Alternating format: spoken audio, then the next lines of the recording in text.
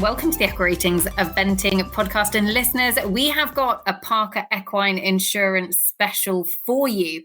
And it is all things US team heading to the World Championships for eventing in Pratoni in a few weeks' time. The team is here and we are going to give you our reaction to it. Dee, it is the moment we have been waiting for. We knew the US team was actually going to be one of the first. We have all been frantically refreshing emails, social media, and it landed. Yeah, big news. How long have I mean, it's quite a while now that I've been banging on this drum that like this team are improving, this team are coming. Everybody needs to keep an eye out for this team. It's always interesting when it actually comes down to it. So much, you're kind of your old biases come back and you start being like, oh, could they do? Like, am I gearing myself up for disappointment? Team comes out. We're going to go through that team now. I mean, no surprises or surprises. We'll discuss that, but there's no doubt that the five, including Philip as travelling reserve, are a really, really talented group. Yeah, it's an exciting time. It's the beginning of the announcements. It's the beginning of watching this shape up.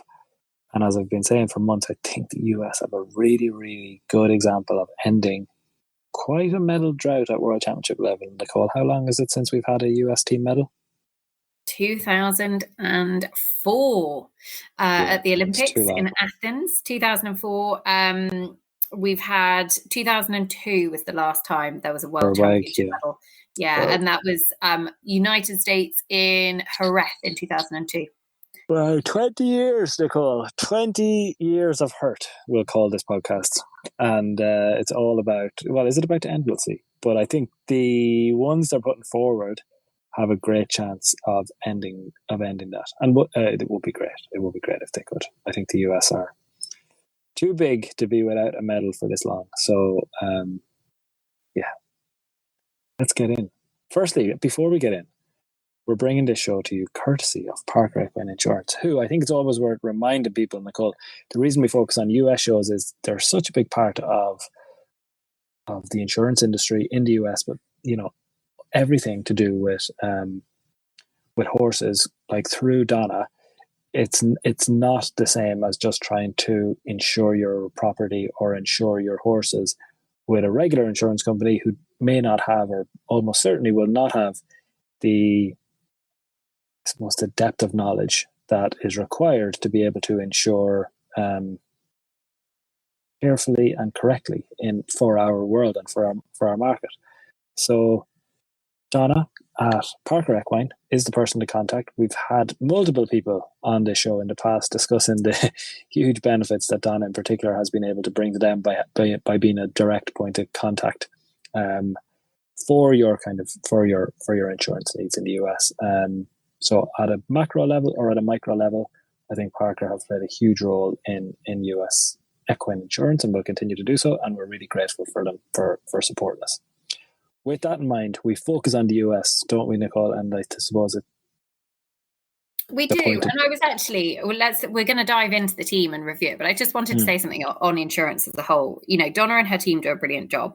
And insurance is one of those things that we always, hope we never have to use because it normally means that something has gone wrong. But do you know what? When something has gone wrong, the peace of mind, the reassurance that you are covered and you've got people there to help you just makes the world of difference. So they do a great, great job. And if you're in the US, they can help you out with all sorts, not just your horse, your farm, your property, your business. Go and give them a call. Anyway, let's dive in to the show because the Land Rover US eventing team for the World Championships. I'm going to dive on through the squad and then we're going to go through them person by person.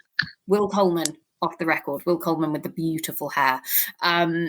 Ariel Gold, Leah Moore, Master Plan, who I'm delighted to see on this squad, I have to say. Boyd Martin and Setsaleg, or Sexy Legs, as he's known to his friends. Lauren Nicholson, Vermiculus, Tammy Smith, and My Barm could well be on the individual podium as well. So let's start with Will Coleman, off the record, owned by the Off the Record Syndicate.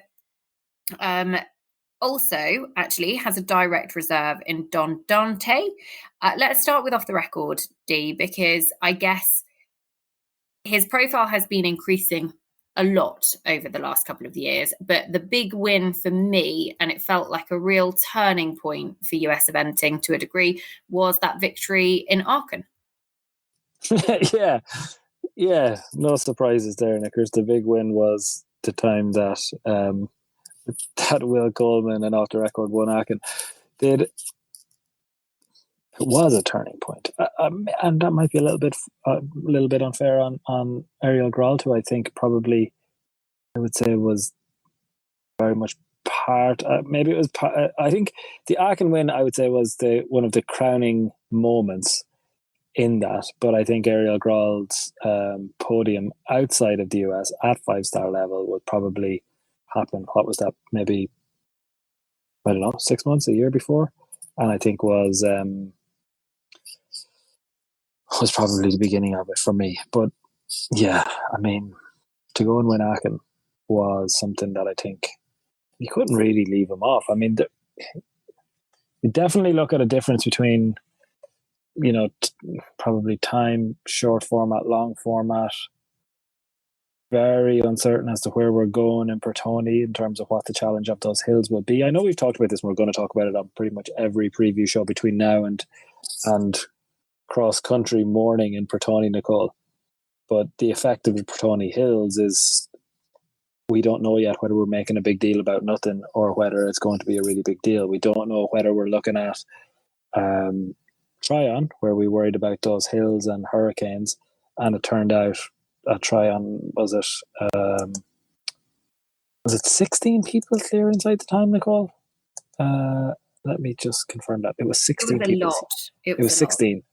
It was a huge amount of people. It was 20% of the field were clear inside the time. So I know we've got lucky in terms of the way in which the weather fell, and we ended up having judgment delayed because of the weather, which if it had all happened quite differently, I'm sure it would have turned out differently, potentially a little bit more like the previous WEG in France, which was very wet in Cannes 2014 and was nobody made the time at all. So we don't really know what we're going into. That will be a big question for off the record for me. It'll definitely impact, I think, how that hill works and how they manage that terrain. I think will be a big part of it. They are, they're a strong team player in terms of being able to jump clear. They've a very, they've now had quite a long, I think it goes back to a 3-star in 2017 is the last time I can see them having jumping penalties cross country. They did have a couple of withdrawals in 2022 at Lamulin. That was very much planned. And again in Tallahassee. Red Hills. The FEI database does like to throw the odd quick fire. How good is your US geography? I'm actually normally all right. The look of panicked listeners. He looked at me and was like, "Help me!" Oh my god! I know there's the odd one that I'm still like, "Oh my god!" But they've a really, really strong team player here. So in terms of contributing to the team, 100%. I think this is a combination that I'd be very confident in putting up a very respectable and strong counting team score. Do they have enough? Do they have enough to win it? Do they have enough to podium individually? I don't think so, but I don't think a top 10 will be out of the question by any stretch. It's interesting, actually. So his record in his last 10 internationals, he has only been over the 30 barrier once. Everything else has been sub 30, very consistent in the 20s. And that's all at sort of 4 and 5 star level, including a couple of 5 stars thrown in there too. His cross-country record, as you say, is very, very good. Going back all the way to 2017 to last have had a jumping vault internationally is exceptional. And he's also, and this was one of the things that I think I was disappointed that he had 2 rails down at Kentucky this spring on the final day, and it proved costly. It dropped him outside of the top 10. But ultimately, he is very much a one or none horse. And, he's probably... he's got a very, very solid clear record. It is very rare that he would have 2 down, occasionally have one. Twice in his career, Nicole. Yeah, it was just there and back in Carolina back in a 2-star in 2016. Like, your one or none is such a good way of describing them. And if you are able to do dressage sub 30, which I think again massively consistent at delivering sub 30s, 32.5 at Kentucky. But other than that, again, you're looking at probably 10, 12 tests in a row now, which are all in the 20s. One or none with some time penalty, one or none show jumping with some time penalties, you're probably ending up in the mid 30s or high 30s, depending on the time penalties. And that is likely to be competitive. I think it's interesting, though, how other people deal with the hills. I think will impact on where this combination plays. I think you can be pretty certain they're going to be somewhere in that 30, let's call it 33 to 39 final score mark. And interestingly, actually, Don Dante being named as Will's direct reserve as a rider, that is obviously enormously reassuring, because you've got your plan B already. Everybody hopes nothing's going to go wrong, but there is that real kind of comfort in knowing that actually it's not even a reserve horse on the reserve list. It is your direct reserve. And there is a gap between them, though, for me. Would you? Yeah, 100%. For me, off the record, 100% the one that stands out. Don Dante was very good at Kentucky this spring, finished 7th there, top 15 at Maryland last fall as well. So, very, very good. Was actually the winner of Carolina International earlier on this spring and jumped a super, super round cross country to finish on his dressage score there. So, look, it's very... Right, sorry, Dee. I was just going to say his profile is not considerably different in terms of, you can really see what Will Coleman brings to these horses in terms of his cross-country jumping record is exceptional as well. I mean, you're looking at a couple of faults, I think, in his entire career, both coming in 2019. And other than that, you're looking at, 25, 30 cross-country jumping clears in a row. So important going into a championship. So, I mean, for Will, like, what a cross-country record you begin to see develop across those two horses. Again, show jumping, I would say, it's one or none, often none with Don Dante entire career. There's been 3 times, I think, twice in his career that he's had a pole down. Like, it's fairly impressive. Very good jumping, and would be a little bit off the pace. He did a 37 in Kentucky, so hasn't quite been getting the low numbers in the dressage. Isn't as experienced as off the record, who's travelled much more. And I think that's one thing, actually. A number of these horses on the team, in fact, all of the horses on the team, have travelled. And that there is something about that is, very reassuring of knowing that it's the known quantity as such, isn't it? Just very quickly on Will Coleman, because it feels like he has been a stalwart of the US team for years, but actually he's only represented the US twice at championship level. Once was 2012 in the London Olympic Games, that was his debut, and once was the World Championships in Tryon back in 2018. So his 3rd time representing them at any championship, hasn't done a Pan American Games either. Looking forward to seeing how they get on. And I think they will be a really, really strong, solid backbone of the US team this week. I completely agree. I would be making them team captain if I could. I don't have those kind of powers, nor does such a title really exist, but I feel like the personality, the cross-country ability, and the calmness with which they will approach things, for me, not knowing kind of the inside of the camp, but just looking on from outside, led by the Aachen winner, I would have off the record and Will Coleman as our linchpin here. Really strong and really good selection. I always get totally fascinated, listeners, by when we get closer to the event, kind of thinking tactics, who's going to go out first. I know. It's just brilliant. Okay, next on the list is a combination I'm so delighted to see. It is a senior championship call-up for Ariel Grold and Liam Masterplan, who have just been ticking away, quietly picking up some really, really good results. And I'm delighted to see them get their chance here. for me, they jumped onto the radar when they came over to Burley, actually, for the horse's second 5-star. So has been to 5-star level 4 times now. He was 12th at Kentucky in 2019, came over to Burley at the back end of that year for what was a really, really tough Burley, and just absolutely aced it. It was best of the US combinations, finished in 10th.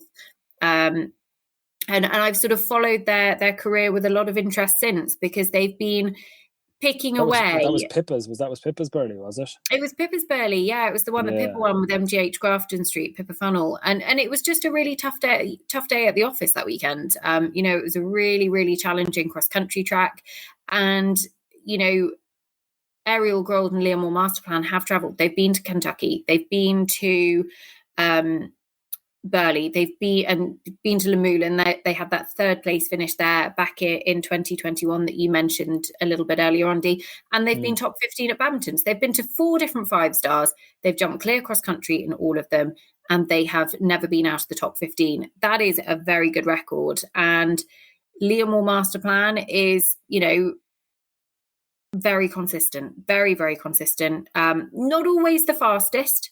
Could pick up a few time penalties. And again, would be rarer to see them in the 20s in the dressage. They'd usually be early to mid 30s. But still, that level of consistency over tough tracks at tough venues against tough opposition, I think absolutely the right choice. The experience I love, the traveling piece I love. I think you're right. I mean, the podium at Lemoulin is obviously going to be one of the things you're drawn to initially, because it's a 5-star podium.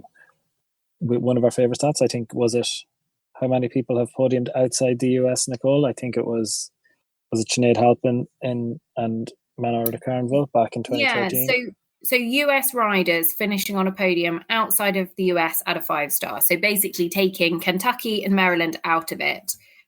It hasn't been done very frequently. Ariel did it in Lemoulin 2021 when she was 3rd. Boyd Martin and Shamwari did it at Lemoulin one year, and Sinead Halpin, Manoir de Carneville at Burley back in 2012, I think it was, or something like that. But I mean, that's going back to 2008, I think it is. It is pretty hard to do, and Ariel is among a very elite list of riders.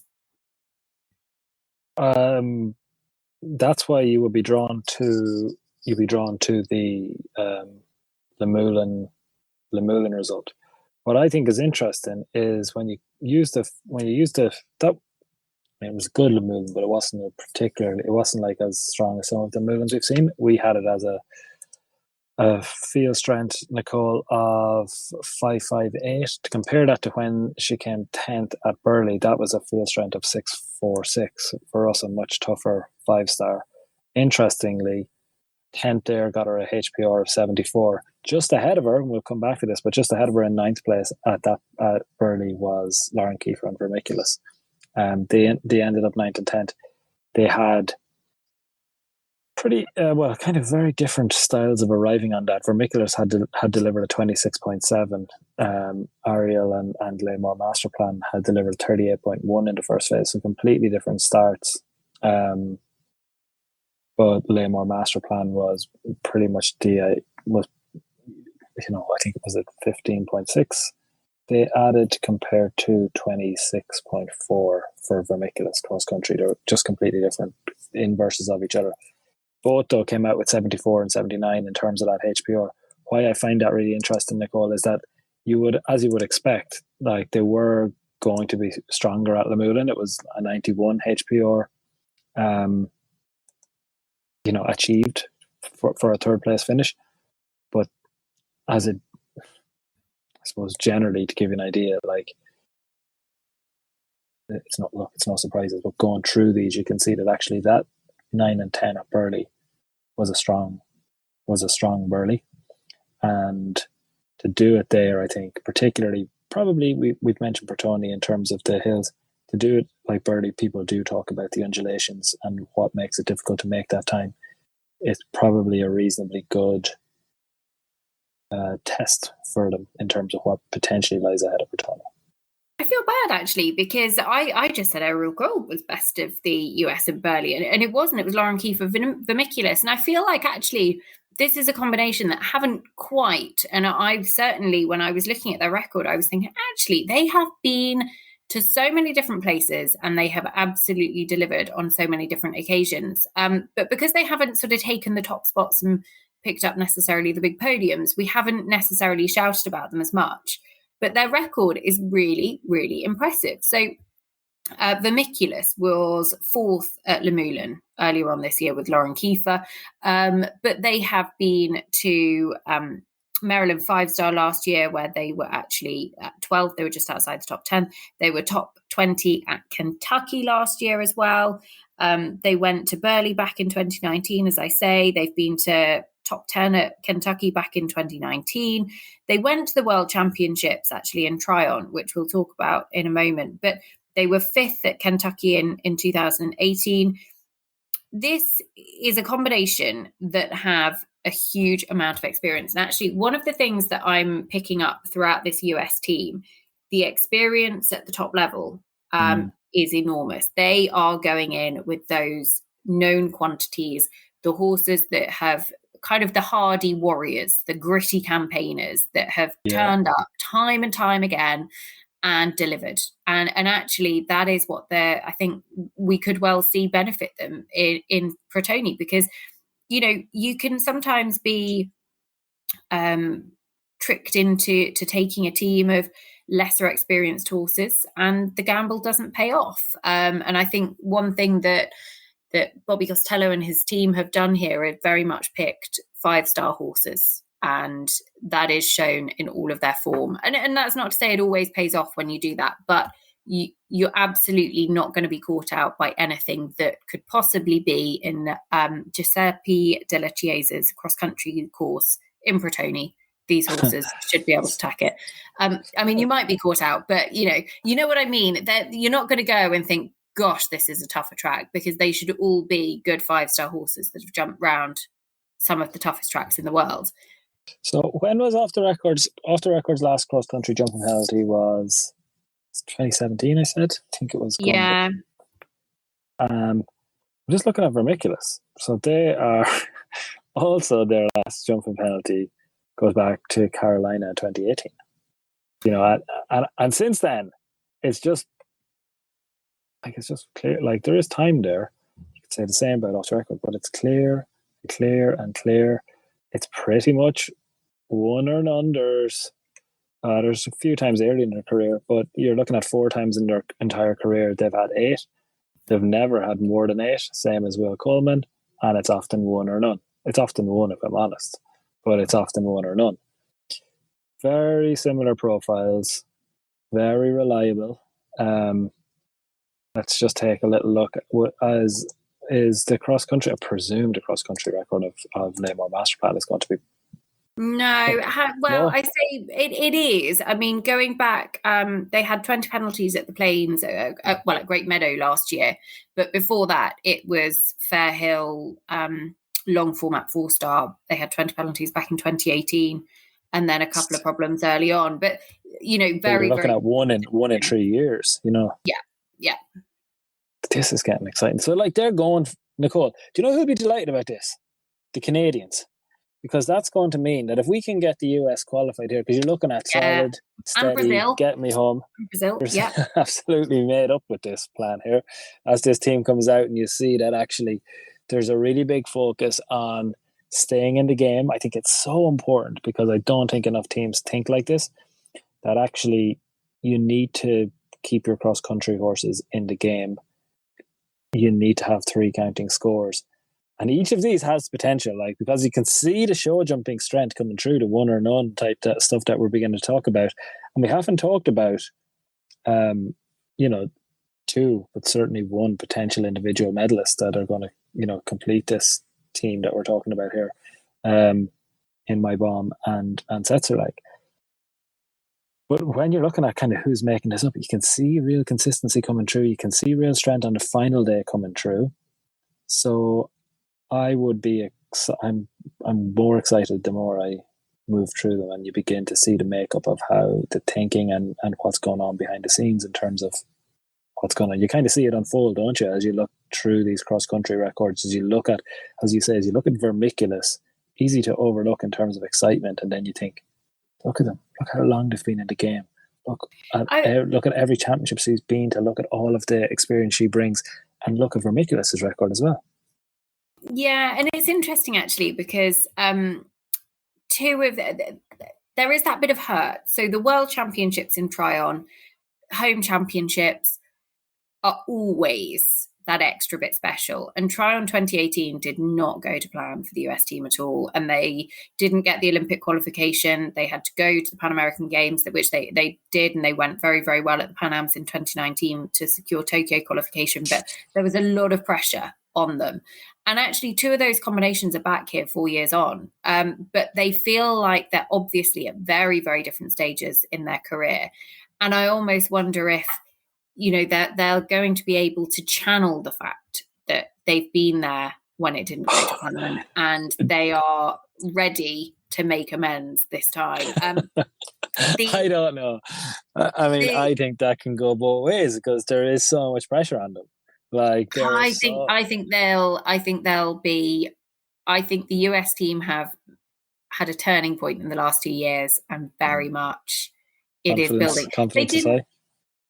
Pardon? Confidence is high. Yeah, they need confidence rather than pressure. We spoke about it on the last overview show, and listeners, go back and take a listen to it. The US team have a very, very, very strong chance of a medal this weekend. This weekend. I keep saying it's this weekend. It's not this weekend. I'm glad it's not this weekend. I'd actually properly panic if it was. Let's go on to the final two combinations, because Boyd Martin and Setsaleg, who is owned by Christine Thomas and Tommy Turner. Christine, who we've actually had on the podcast, we spoke to her in the build-up to Tokyo last year. And Sexy Legs has just been such a legend for so long. He has been second at the 5-star in Kentucky. That was a couple of years ago. That was when he came sort of so close. 2019 that was. Finished on his dressage score of 27.9. Obviously went very, very well at Kentucky this year. Finished fourth, second best of the US combinations. Had a couple of poles down on the final day, which proved again costly to them. I think it slipped them off the podium. I think they would have been second otherwise. They went to the Olympics last year. They have had numerous very good placings at the 4-star level. They're the Pan American Games gold medalist from 2019 as well.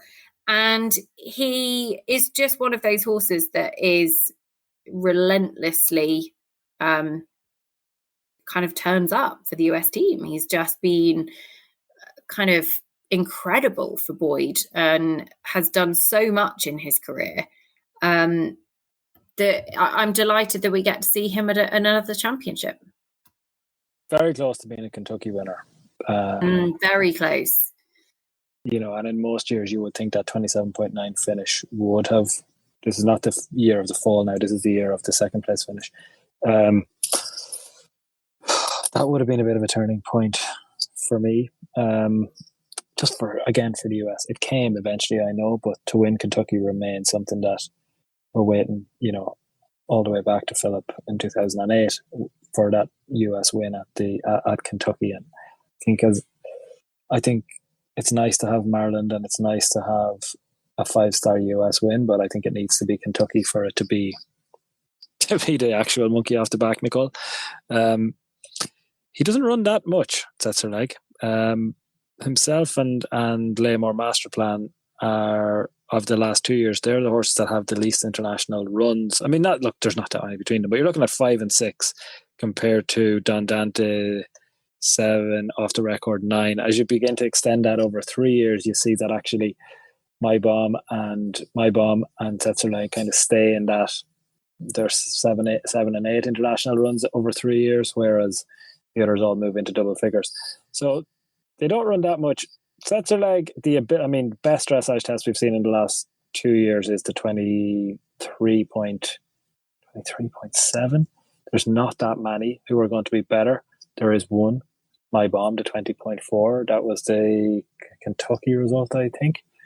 20.4, Nicole. But at 4 and 5 star level, only My Bomb has delivered a better dressage test in the last couple of years. And when we bring that to averages, My Bomb averages over that 2-year period of 23.9. Only Carlevo has a better dressage average, and it's 27.1. Plays Setzer Legs 27.4. To give that a little bit of context, off the record is 28.3, but from 9 runs rather than Setzer Legs 5. Now, sorry, I'm going into a little bit of detail on those, but I think it's important because we're starting to talk about potential. Like, I mean, when you talk about Boyd Martin and when you talk about Tommy Smith and My Bomb in a moment, we have to be talking about the potential to be on the individual podiums because of that ability to deliver a 23 or in Tommy's case, a 20, even potentially a sub 20 with My Bomb.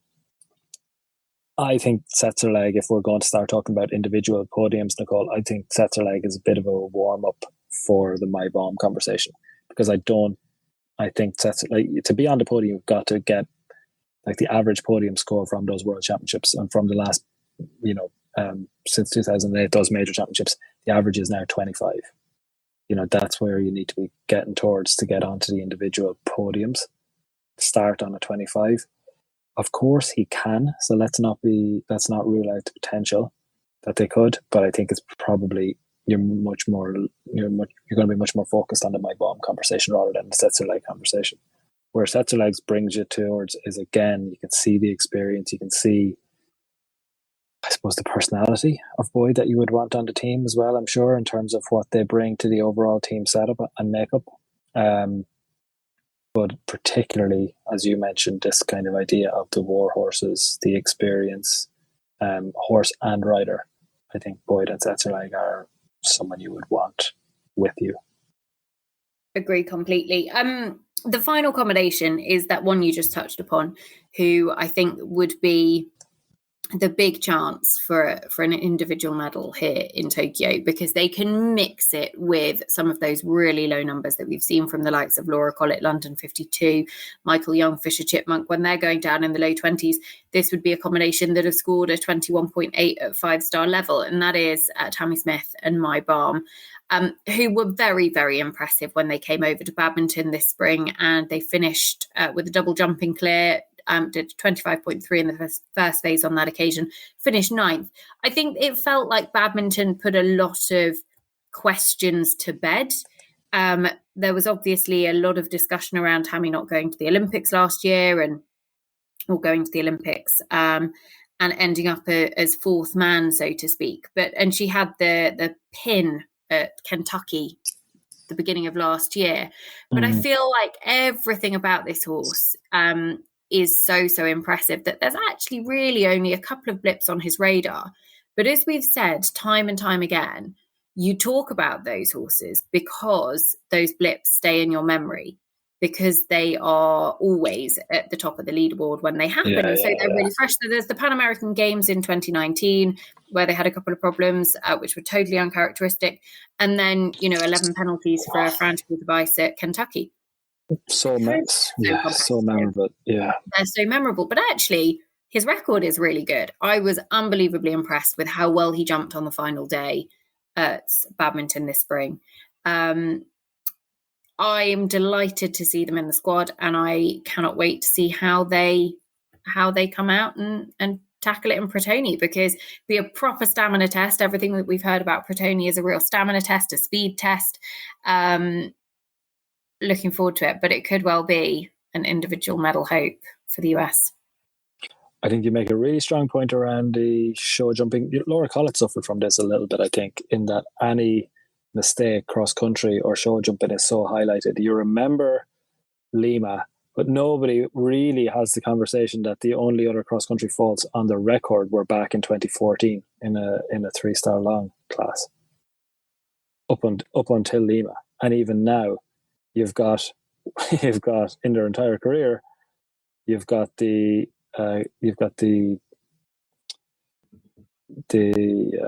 Maryland problems in 2014, 40 penalties. You've got Lima in 2019, and you've got the pin in Kentucky at a 5-star. on, by the way, at 21.8, which is what made it so memorable. But yeah, I mean, with Tammy, that's only ever been 2 problems cross country because the horse was ridden by somebody else in 2014. So, like, huge number of, say, oh my God, was it? Yeah, okay, good point. 28 internationals has only ever had a couple of problems cross country. I don't know. It's one of those, isn't it? I think we just... They do get a bit of time. They do get a bit of time penalties. Yeah, agree. And they won't be able to afford... It's all very well getting a low dressage, but you're not going to get past the likes of Fisher Chipmunk, London 52 and more if you put too much on the clock. Yeah, because she's not going to be a pole ahead of them in the dressage, I wouldn't think. So Setzer like could be the one that you'd be most worried about on the final day on recent form, like with the Olympics and I suppose with Kentucky. And again, you just get that profile again. This is another horse that is a one or none horse. Very rare that you see. Aachen, again, very memorable because they were on, still managed to finish in the top 10 at nearly all these very memorable mishaps for them. It's just that they're nearly always leading. Like they were in the top 10, weren't they, at Kentucky? Yeah, they were in the top 10 with their 11 penalties at Kentucky to finish 9th. They were in the top 10 with their 2 down at Aachen where they finished 10th. They were in the top 10 at Badminton, as you said. They finished 9th on the with 11.2 time penalties in that case. But the reason you're excited is because 20.4 at Tryon in 2021, 21.8 at Kentucky, 29 at Arville, and Eric Markel has spoken publicly about just how they did not feel that the Arville test, I mean, as an owner you would say this, but they didn't feel the Arville test was a fair reflection. And when you look at it across, their last 15 or so dressage, well, certainly, 12 dressage tests, everything is 26 at Buccleuch is the highest that they've been. This is a horse that we would expect and we would be excited and we will be holding our breath to see can they break the world record dressage score as they go into the arena. They will be the big eye catcher. Whether they do or not, I don't know. Like 25.3 about. Go on. Can I just throw the world record dressage test out? Because I feel like we're going to talk about this, but actually it is going to take one hell of a lot of beating. The record dressage test at Pratoni, at the World Championships is something like a 13.9, and that was Bettina Hoy and Woodside's Ashby in 2002. A 13.9, people. That is ridiculously good. And even the Fisher Chipmunks, even the London 52s, even the My Bombs have not been producing 13s. So I think we might see that record stay safe for a little bit longer. Where was that? Where did that happen? Well, it's in the Equa Ratings Media Centre, so well, hope it's correct. No, I'm sure it is.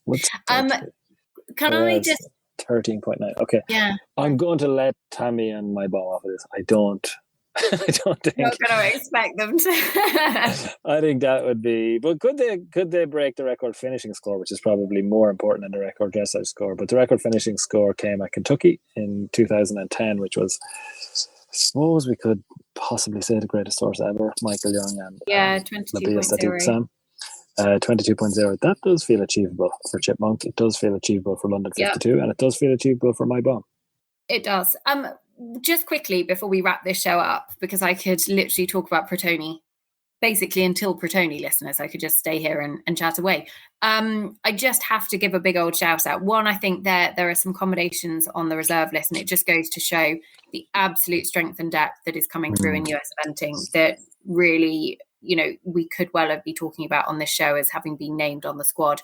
But particularly the travelling reserve, Philip Dutton and Z, who have just had the most incredible record. 7 runs at 5-star, this horse, 7 clear rounds cross country, has just been unbelievably consistent.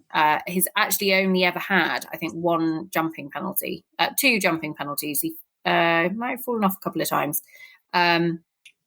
Sorry, Philip, you did fall off a couple of times, so I can't say that quite as clearly. But in, I think, 40 competitions, there's 1, 2, 3 jumping problems cross country. 2 of those were falls. They go back to pre-2019, and then 1 of them was a 15 penalty, so a flag penalty. Z's a bit boring, but he's unreal. Like, he's consistent. Like, to be able to leave a horse like Z on the bench for me is huge.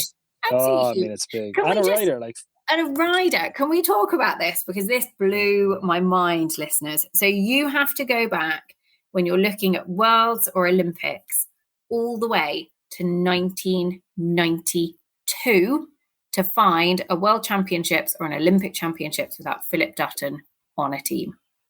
yeah. I mean, that's just mental. So he, everything pre-2000 or going up to 2006, he obviously rode for Australia. And then post 2006 was for the US. And I mean, that is 14 consecutive major championships. And I think all but 2 of them he actually rode on the team rather than as an individual. But 14 major championships, that is unreal. That's unreal. I think it's a huge thing for him. By the way, we talked about whether we'd put this out as a graphic, 1992 to 2022. This is his first championship that he's missing. And then we're like, you never know, Nicole. Like, traveling reserve, he might still be competing. All these horses have to still get there. So that we're not going to put it out as on our social media because there's still a good chance that we can actually go with the other graphic, which is that by the time this comes around, Philip Dutton might well and Z might well be part of the team. And like he will add, I think, like no matter who comes out, Philip Dutton and Z going into that team will in no way weaken it. So a huge miss in one sense, in that hard to believe that you can't have Philip on it. But when you go through, I can see why, there's no question marks for me over it, in that I think they've 5 such strong combinations going. I like the war horse nature of it. I like the ability to go and win an individual medal with My Bomb. I like that Setzer will probably be, a bit of a people's horse and close to it. You've got the Aachen winner. You've got one of the, main travelling horses, the Lamoulan Podium, and both with Vermiculus and Laymore Masterplan, both in the top 10 at a difficult Burley. You've got the experience of the riders, the championship experience of Lauren Nicholson, the grittiness of Tammy Smith, again, like the confidence and I suppose the calmness of Will Coleman, and the youthful exuberance and excitement of Ariel Grodd. Like, I think you've got such a brilliant mix here at a really exciting time for the US. And I spoke about it 6 months ago, Nicole. The tide was turning. A year ago, the tide was turning, and that this was going to be the time that we could put an end to that, coming up to 20-year drought. I think we can win a World Championship medal for the US here with this particular group, and I think it's time to strap in and get ready for US excitement. Can you imagine Eventing Nation and the excitement that's going to come out of certain Imagine quarters? what Chinch would do. Eventing Nation Chinch would be absolutely out of control. Look, it is going to be brilliant. And it's always nice to actually take a step back and kind of pick apart who you've got in a team and what their strengths are. Because I have to admit, I didn't appreciate a couple of these horses as much as I should have done when I first saw the list. I knew they were good horses, but I looked at the likes of Vermiculus and I was like, oh, Vermiculus over Z. And then I started looking at his record. I was like, okay, fair enough. And it's very easy, isn't it, to be a backseat selector. It's one of my favourite pastimes to be a backseat listeners, but I'm so glad I'm not an actual selector. But it's brilliant to be able to kind of actually take a look at who they've got. And ultimately, like as Dee said, 20 years since there's been a US team medal. Let's just hope it is in Pratoni, Olympic qualification as well. Looking forward to it. Look, Dee, it has been very fun to kind of look. We'll do a few more of these reaction shows as some teams get announced, but this one has very kindly been brought to you by Parker Equine Insurance. If you haven't already, do go and check out their insurance products. If you're over in the US, go and have a look, because I'm sure you've heard of them, but they really, really do an amazing job. And it is so reassuring to have everything that you need in place, and they can help you with all of that. So look, big thank you to Parker, and Dee, thank you as always. Listeners, we will be back very soon with more on the Echo Ratings Eventing podcast. We've got lots more in store, so stay tuned, and we'll be back again very soon.